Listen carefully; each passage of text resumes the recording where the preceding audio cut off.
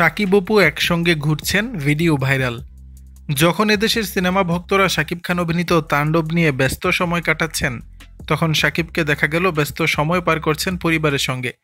Shakib Khan cinema মুক্তির সময় কখনোই প্রেক্ষাগৃহে যান না, যদিও না কোনো প্রিমিয়ার শো থাকে।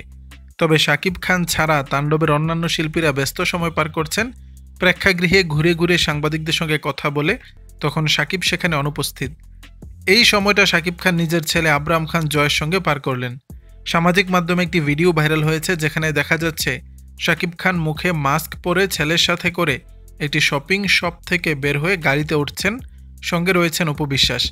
ভিডিওটি সম্পর্কে বিশদ জানা যায়, শাকিব খান ও তার সন্তান আবরাম খান জয় ও অপু বিশ্বাস একই রকমের মাস্ক পরে গাড়িতে উঠছেন। গাড়ির সামনের আসনে শাকিব ও আবরাম বসেন, পেছনে ওঠেন অপু বিশ্বাস। জয়ের হাতে ছিল একটি ব্যাগ।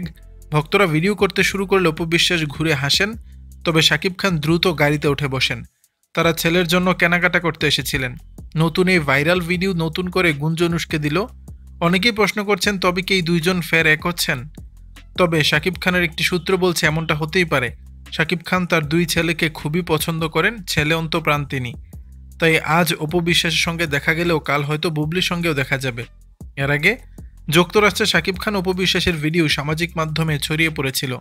সেই সময়ও দুজনকে একত্রে দেখা গিয়েছিল, সঙ্গে ছিল আবরাম খান জয়। এছাড়া বুবলি ও শেহজাদ খান বীরের সঙ্গেও একাধিক সময় একাধিক ছবি ভাইরাল হয়েছে। দর্শক, বিষয়টি নিয়ে আপনাদের মতামত জানাবেন নিচের কমেন্ট বক্সে।